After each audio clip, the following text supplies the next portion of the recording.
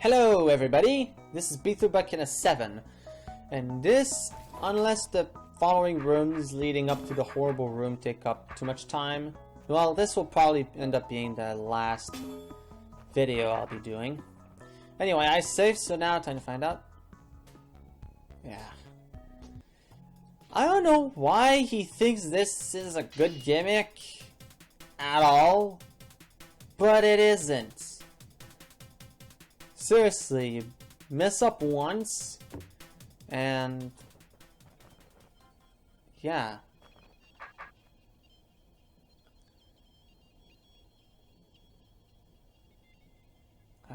I just don't understand the point of it all. Maybe there was a hint about this, but this seems horribly useless. Yeah. Let's be fair about it. Okay, it's gonna be through here, right? No, it's gonna be through there. Oh.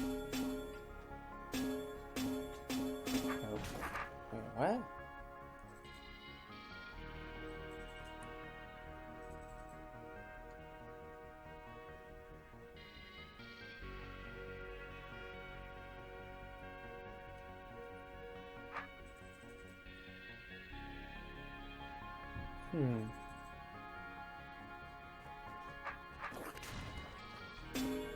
Alright.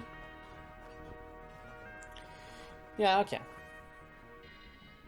Time for a snake room, and there's a spider in there, isn't there? No, we just have to get the snake somewhere.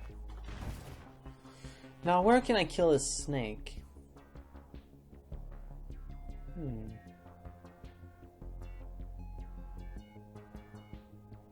This actually seems pretty foolproof.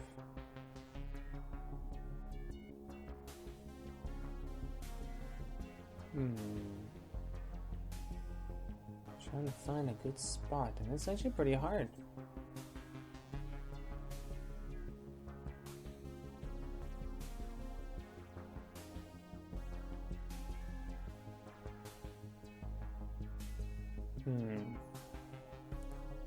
Yeah, this is actually really complicated.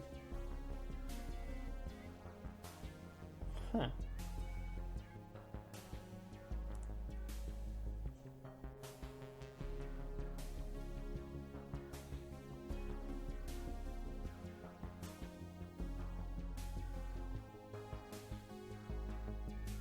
Oh, I can get it back in there. Okay. So that's gonna be the thing. I'm gonna have to try to get the snake to crawl back from whence it came from. Sounds like it won't be really hard.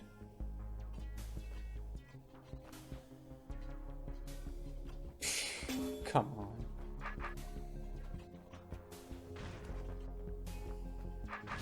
Well, I will give you that. That was kind of a clever way to go about life. Okay, what's up here?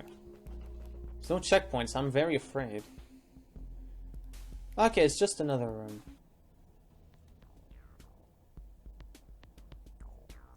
Isn't there supposed to be anything else?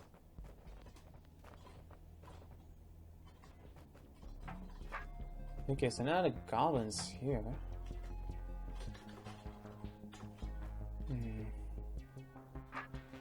Okay, so the idea is to get the snake back into its pen. Or kill it now. Actually, I like that second idea way better.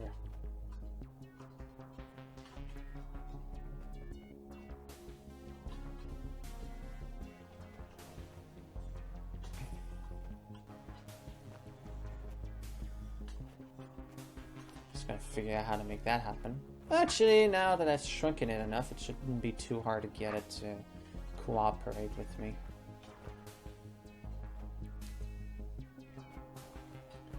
Shouldn't be the keyword in this whole idea. As expected, I may probably be wrong.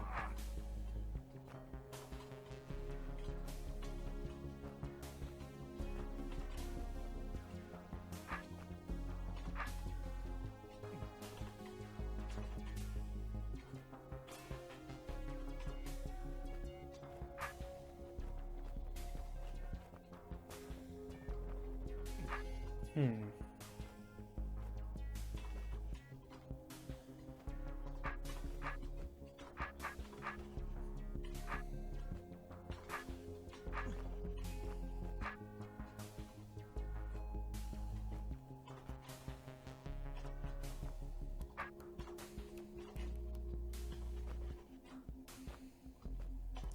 The goblin moves first. That's an important distinction to realize about us, or about all of this.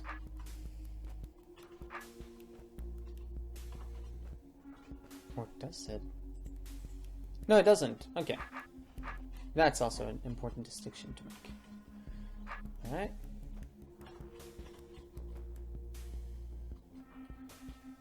So it's probably even more important for me to realize that. Okay. That's that. But aren't there supposed to be more rooms?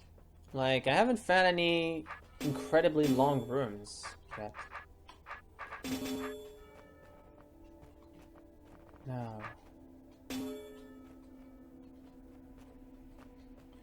think it was the middle one. Oh, it's a checkpoint. Okay, let's hit that first. Good idea. No, but seriously though, this is dumb. This is not a good gimmick. I don't know what makes him think that it was a good gimmick, but it isn't. It just isn't. Okay, so I'm missing a room because nothing has been particularly harsh.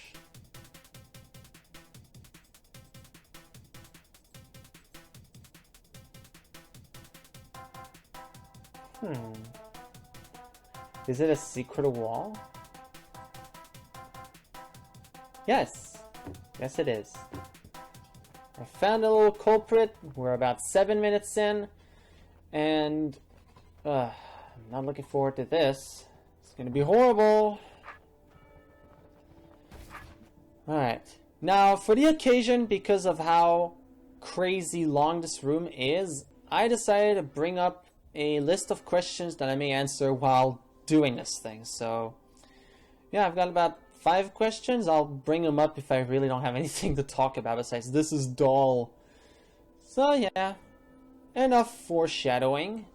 Let us remove the shadows and let the light be cast upon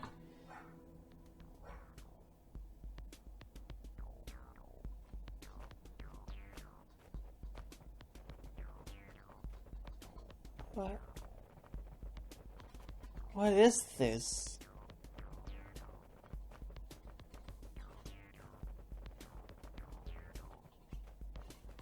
I expected a horrible horde room. Like, I expected like something so tediously, horrifyingly insane.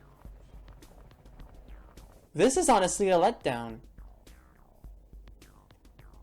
Inspired by a certain room we all loved in a certain I Ching contest entry, the first person to post a victory demo for this room will be rewarded with rank points. If it's a victory the long way, the reward will be doubled. It took me 6, 6, 3, 6, 7 turns the short way.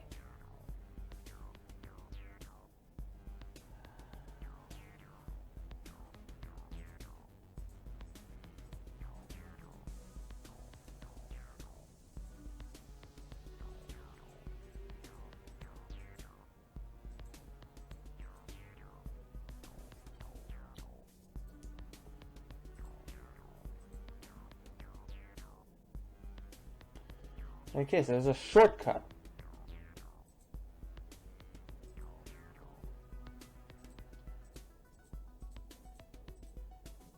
I don't mind the fact that it is a shortcut, but 66,000 moves.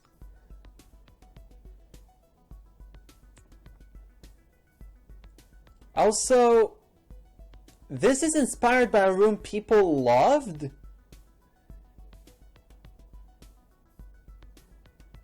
Your love is weird and toxic. I'm sorry, that's the first thing that came to mind when I read that. What?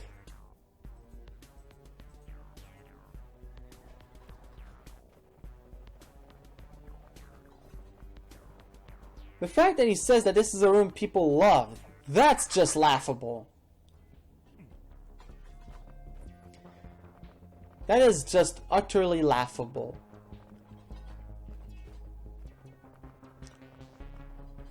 Like, people love wasting turns like this?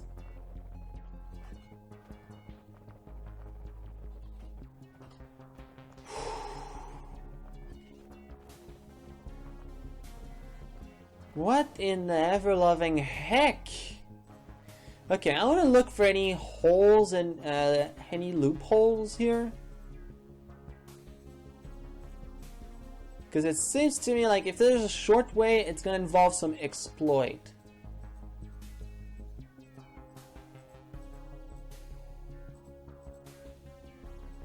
I don't think the snake can be trapped on itself.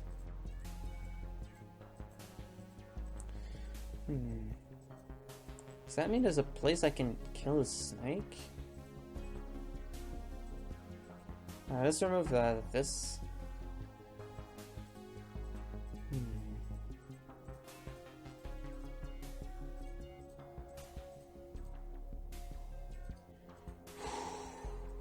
What in the heck?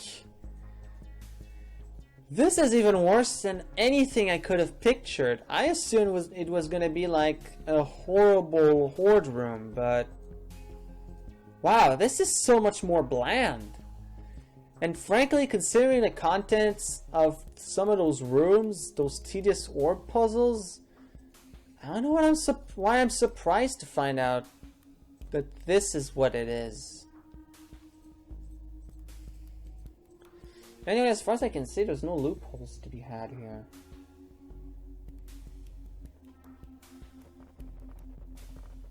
Maybe I can skip, like...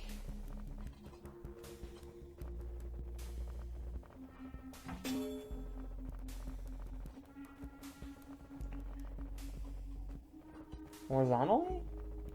I might be able to do that. Yeah, I should be able to just reverse the path through it. I don't have to do this long, pointless snake path every time. Well, on the plus side, this room will be dealt with rather quickly. Well, quickly in quotation marks, with some control seeing. So, yeah. Alright. Okay. Well, we all know what I'm doing at this point, so...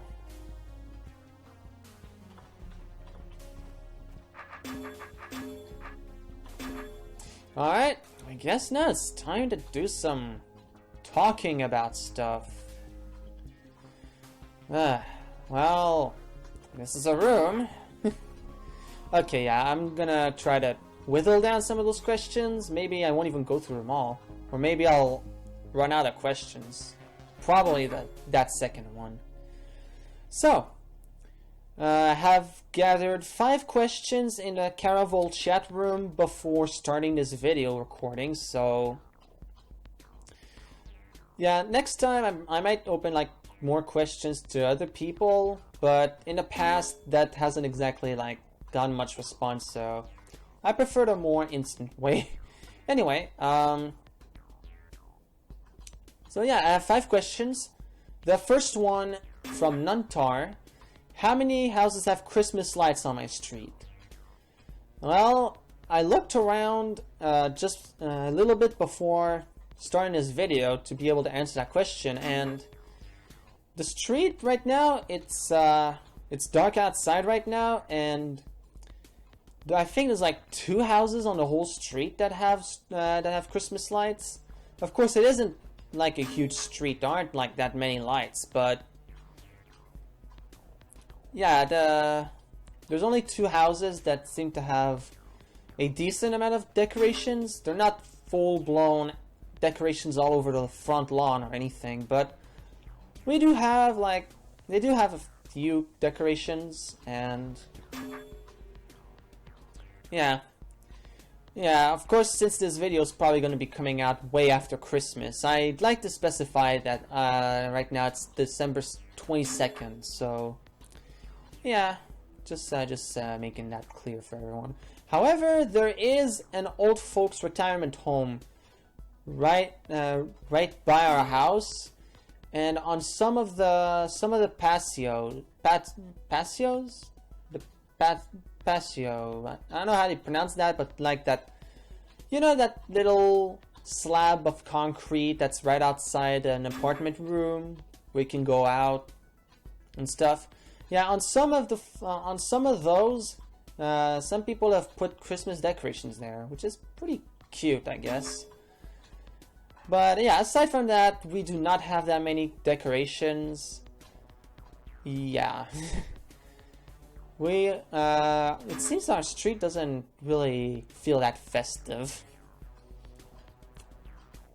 Yeah, anyway, another question. What are your favorite and least favorite DROD puzzles? Very timely considering what we're doing, but yeah, I might have covered this, and I actually think I have covered this before, but yeah, my favorite DROD puzzles. Well, let's start with the least favorite. My least favorite are rooms that involve either repeating something many times or a room that requires, that forces me to restart or restart just because of a simple mistake I've made. So basically like, hey, here's a room. You have to do these specific things. If you forget to do something at the beginning of the room, you have to do everything over again. I don't like that. And things that force repetitive movement, like honestly this puzzle right now, not gonna be at the highest point of my Christmas wish list. You know what I'm saying? Yeah, I mean, there can be some good puzzles that force you to restart the room if you mess up. And honestly, in all puzzle games, if you don't do something right, you have to restart. I get that. But some rooms have this arbitrary thing you need to do at the beginning. And you don't realize it until several ways into the room. And it's not even in a way that makes the room easier. You just have to do a whole lot of tedium all over again. And I'm just like, no! Why would I put myself through that? So, you know, it's like these rooms that I have encountered in the Unfortunate Architects compilation and in Subterra, rooms that force me to do everything all over again, repeat a series of tedious movements just because of a very flimsy excuse for a reason. Well, these are not good rooms. I have to be honest, these are just not conducive to fun having, especially not for me. And yeah.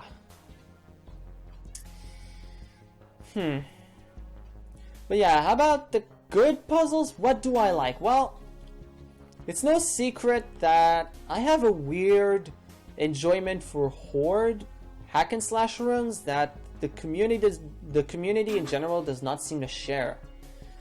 I don't know about you, but I kind of like hack and slash puzzles, because the thing with them is that they propose a challenge of sorts, and really it's up to you to figure out how to get by it. You can make it easy on yourself, or you can make it hard on yourself, and I just really like the freedom that they provide, you know? It's just something that's really kind of nice. And yeah. But yeah, puzzles that, yeah, I guess it's because I'm not really good at solving linchpin puzzles, you know, the kind of puzzles that are basically a staple of Dead Rooms of Death. Yeah, I know, it's a little weird, but you know, I personally feel like these rooms, the big puzzle rooms where you have to figure out a series of things to do, I'm just not that good at them, because I have to figure out stuff, and I can be intensely stubborn at times. Like, for those of you who have seen my videos in the past, you probably know by now how stubborn I can be trying to make a solution work. And sometimes I can spend a whole video just trying to get something to work, even though it seems like it should work. I'm stubborn. I hold on to a hope that might not turn out to be true. It's a thing about myself, and you know, oddly enough, I might even go as far as to say that maybe in a way it could be why I'm afraid to do things, because if I start something, then I won't want to let go of it. It sounds really stupid, but yeah, you know. Like, I mean, I don't mean like DROD videos. I mean like in life in general. Once I start something, I tend to hold on for dear life. And when the time comes for me to have to realize that I have to let go, I can be intensely stubborn. To the point of probably hurting myself or others. Not physically, at least hopefully not, but you know, it can be very bad, and it is especially bad in DROD room solving, because then that means that I have to put you guys through me being intensely stubborn for several minutes and have you all endure a whole lot of screaming at the computer saying, "Jeff, stop being so stupid!"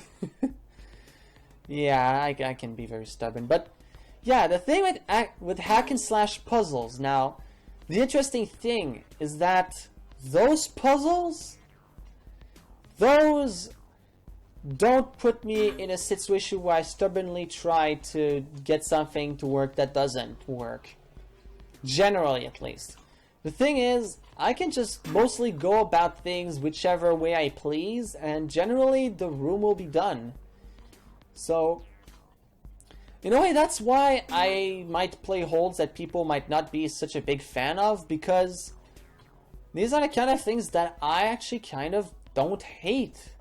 You know? Like, I think to myself, it's like, I've said this in previous videos where I go through rather tedious tar rooms.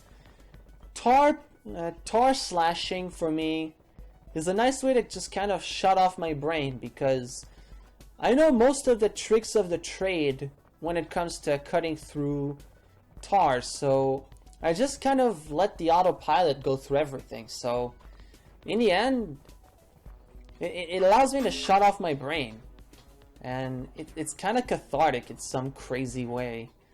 And you know, I guess I kind of like that, you know. I'm weird that way, but, you know, I've always been weird. That's no secret to anyone.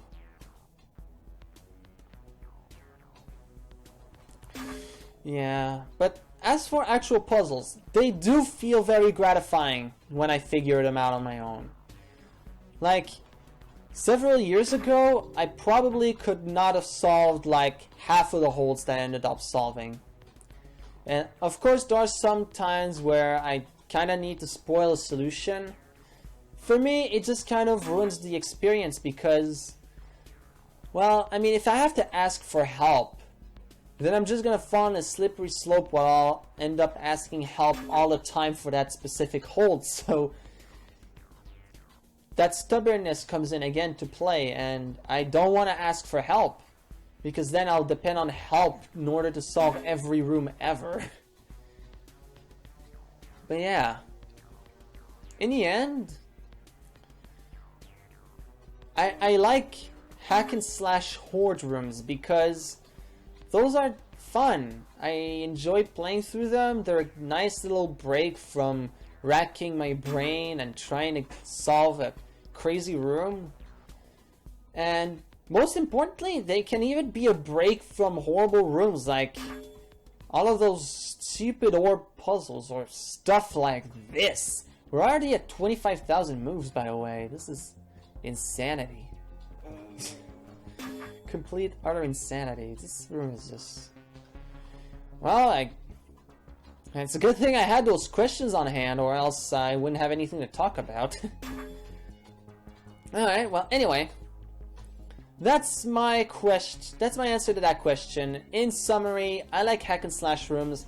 I don't hate linchpins, but there's something cathartic about hack and slash. And my least favorite? Orb puzzles, tar mazes, most of the things that people don't like, aside from hack and slash, I mean. But like, orb puzzles, tedious to all heck rooms are not a good thing that I like.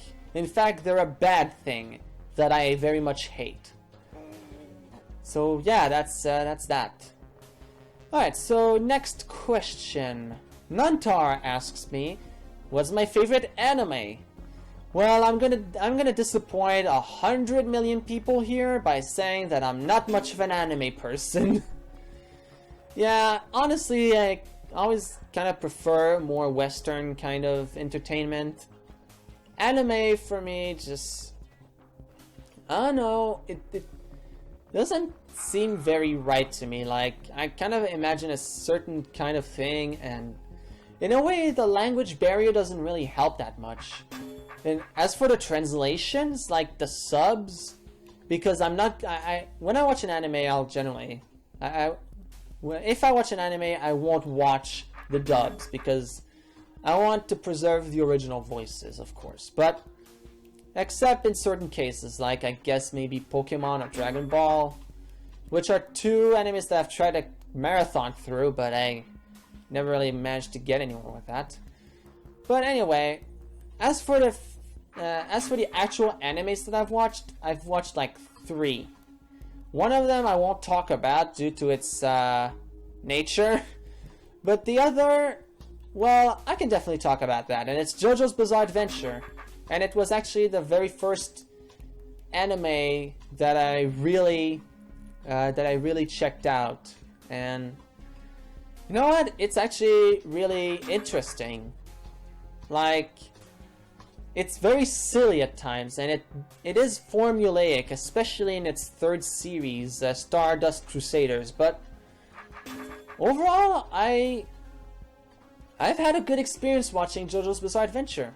It's a nice little anime, and well, it's funny. It's kind of charming at times, and I guess I like the characters. And yeah, I will admit though, my favorite series might probably have been the second one, just because of how bizarre it is. It fits the title, like it's Battle Tendency. Yeah, the second season, quote unquote, of that show's Battle Tendency. That one was really good, and I guess it's because I like how the protagonist, Joseph Joestar, is actually really clever. He doesn't solve the battles by being insanely powerful or just by using like a new technique that he just happened to learn. He actually does clever things. Although at times it does feel like a bit of a Deus Ex Machina. So it's a bit weird, but you know, I actually kind of enjoy him. He's funny and kind of charming in a way, and he does appear in the third season, Stardust Crusaders, but I feel like he's been reduced to the status of a meme machine at that point, so it's kind of sad in a way. But yeah, overall, I would say that JoJo's Bizarre Adventure, it's a good one, and if you haven't watched it already, I guess you can and should watch it. Unless Men and Muscles bother you, in which case maybe don't, but yeah, personally I've enjoyed this anime. Of course, yeah, it does get sometimes a bit over the board with the Men and Muscles thing, so yeah, just yeah. But otherwise, it's a good one. It's fun, it's enjoyable. Also, Dio is probably one of my favorite villains. He's just so handsomely, devilishly, jerk-like in insane ways, and yeah, he's a good villain. And also the concept of stands. I won't spoil it too much, but it's a really interesting one. And I will say this, no, it is not, it does not involve people standing at places and at a vending stand and selling hot dogs. Which is actually, when I first heard of the concept of stands, this is actually what I thought that they were about. Like, this must be the work of an enemy stand. Like, I was actually thinking that this was like business entrepreneuria, the anime with muscle men. And yeah, no, it's not that though. It's to summarize it, it's like an imaginary friend with powers that can actually affect the real world. I'll only say this about stands.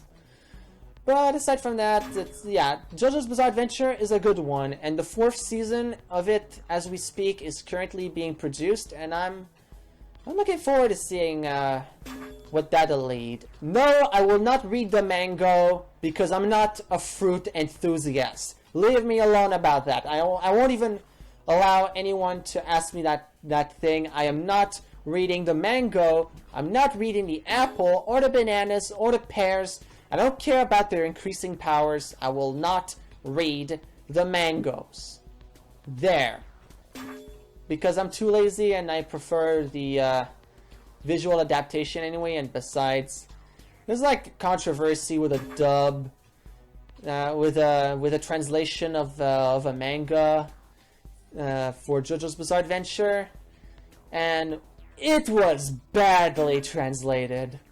But in a hilarious way.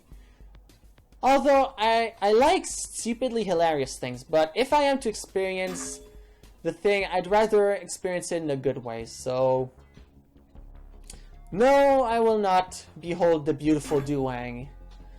Just look it up. It's stupid. True.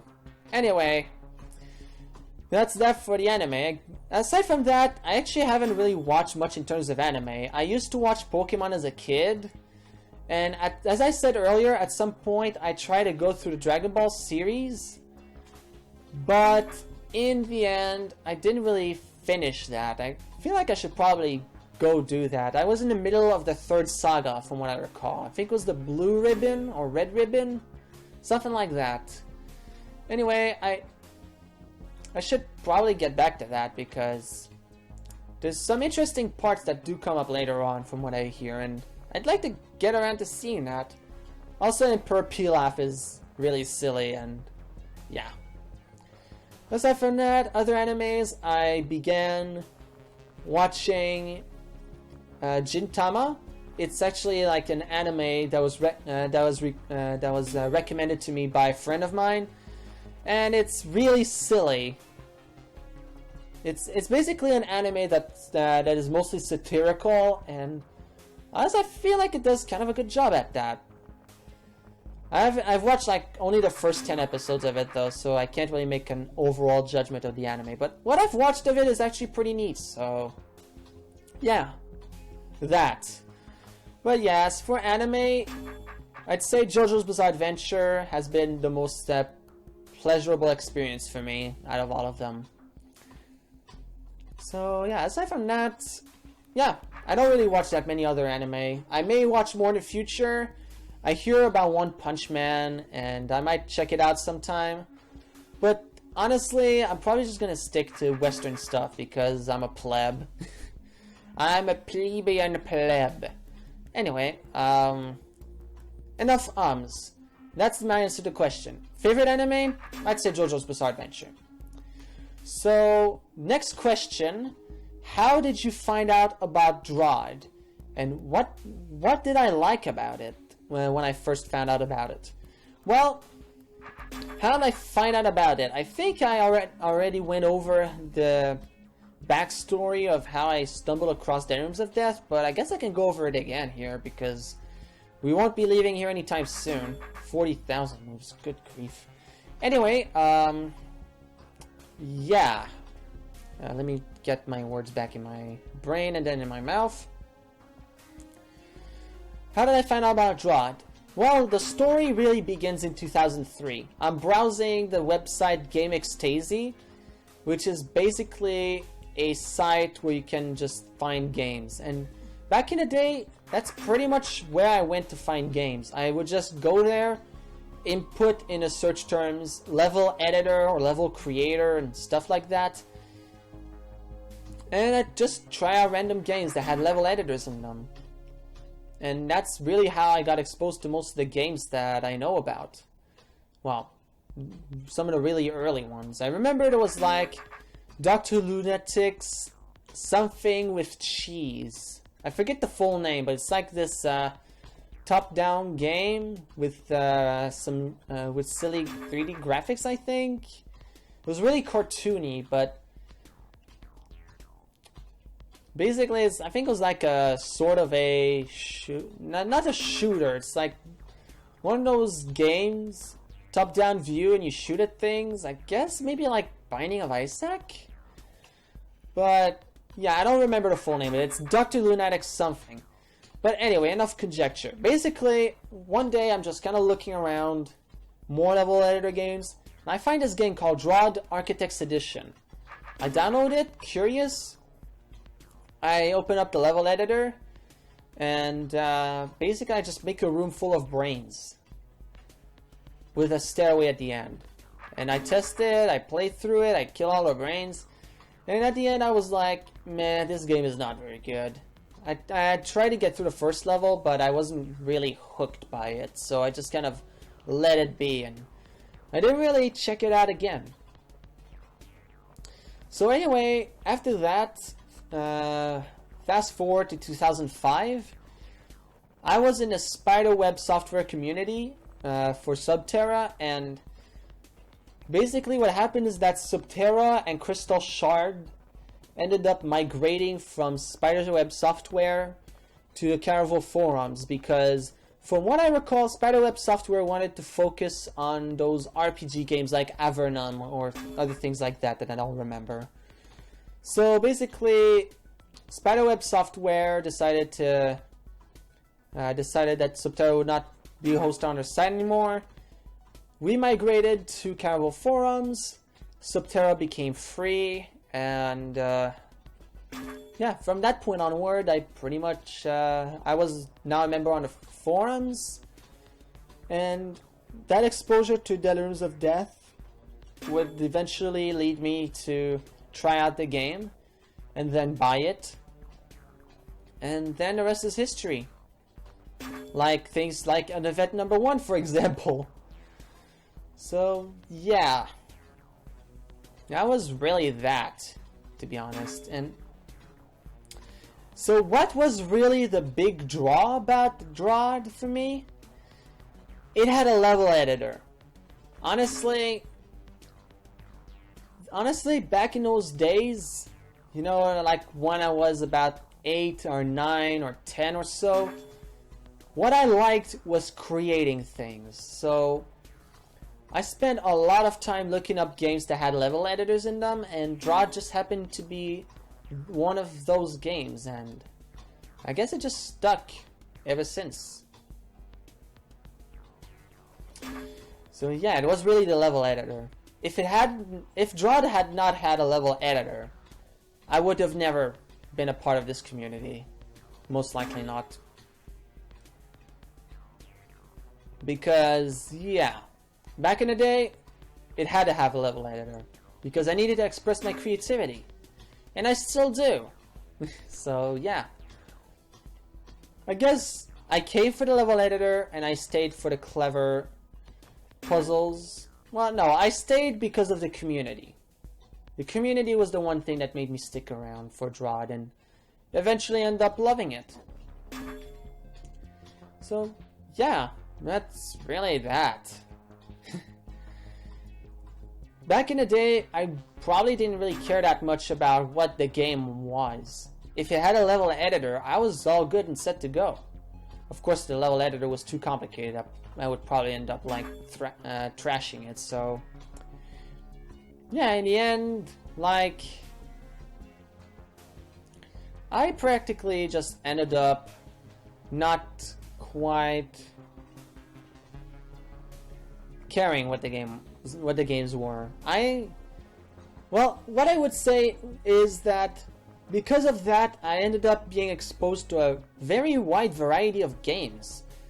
Like Jumper, Diamond Caves, Laser Tank, and just to name a few. There were a lot of games that I was just completely crazy about. And the only reason was because of the level editor. Of course, a game never really stuck around for long enough for me to really get obsessed over it. So, yeah. Diamond Caves, Rocks and Diamonds, and all those other games that I mentioned. Sometimes I would check them out again because, hey, I remember that game. But they would not really stick around for very long. So, in the end, basically, I just looked up level editor games, I downloaded them, I messed around with the level editor, got bored, and then deleted the game. I guess really the reason I stuck around with DROD was because of the Caverns forums. So, I guess I've said it a million times, but I'll say it again. Thank you guys for being an awesome community. If it hadn't been for you, I would not be doing videos like this today. So, yeah, that's pretty much that question. And, pretty much running out of time and I'm pretty much running out of questions, so that's bad. Well, I have one more, but it's a joke question. Scala asks me, how has Scale's face changed my life for the better? It has showed me the way of life. Scale's face is everything that I could ever hope for in a face.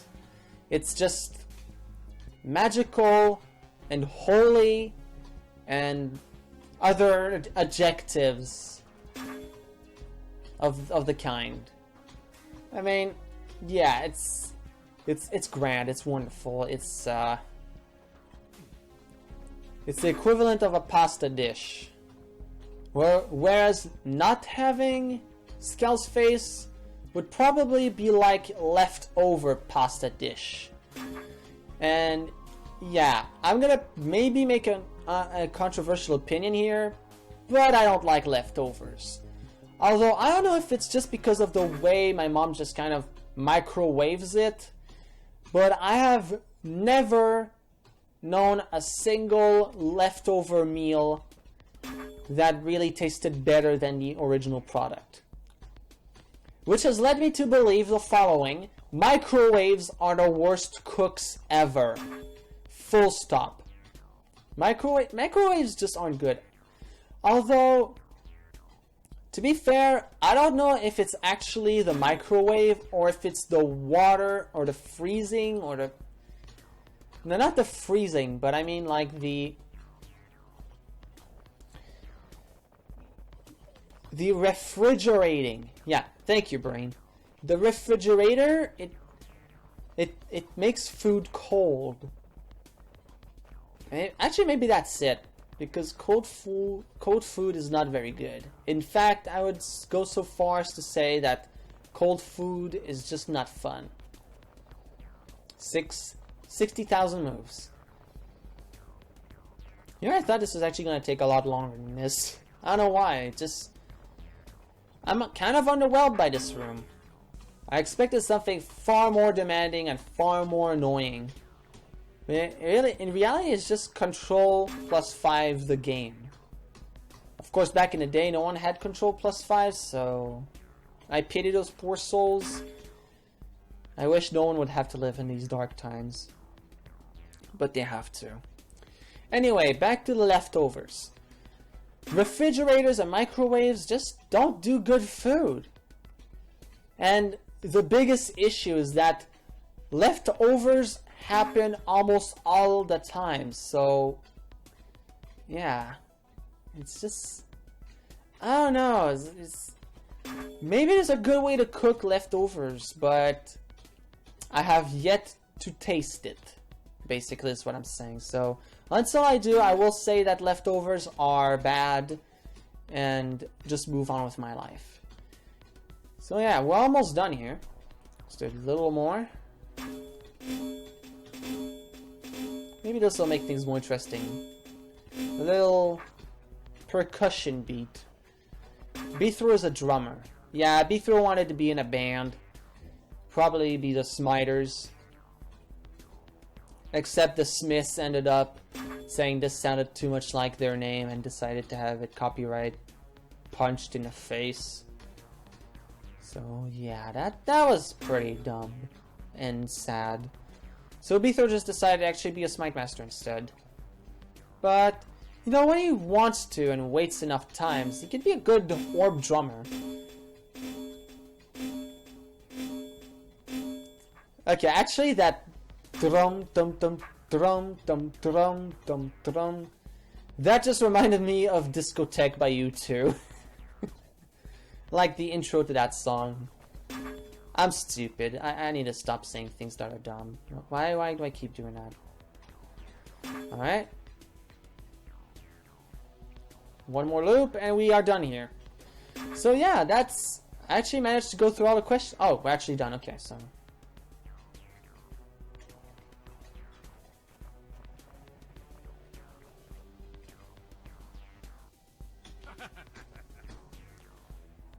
And that's that.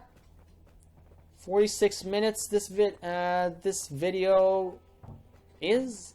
Well, my counter says 46 minutes. I think I might have cut out or not. I don't know. Well, it's something close to 50 minutes. So this what did this room take? Like 30 minutes of it? Oh boy. That's gonna take a while. No? Okay.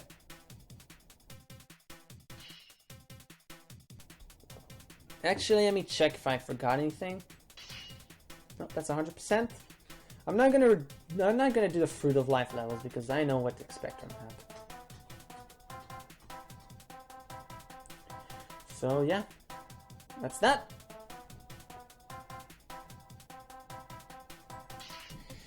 Caverns of Animus. What do I have to say about this hold? Well, it's not exactly challenging. It's just very tedious.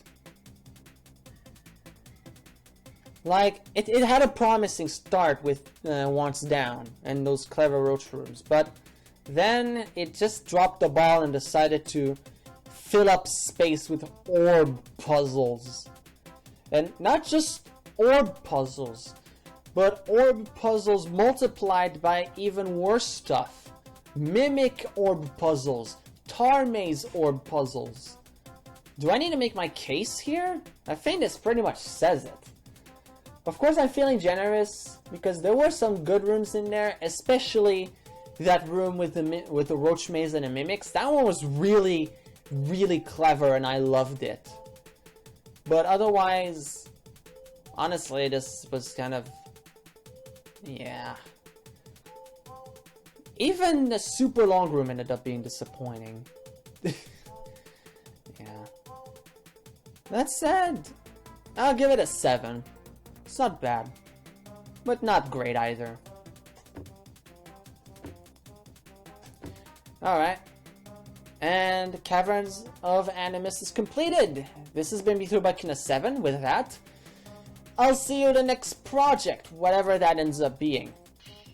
Also, there's a funny thing with the demos. This demo ends on Beathro exiting the stairs. And so the demo just stays there until the player responds. I don't know if maybe someone should fix that, but I might make note of it somewhere. Anyway, enough of that. I'll see you in the next project. Until then, have a nice one!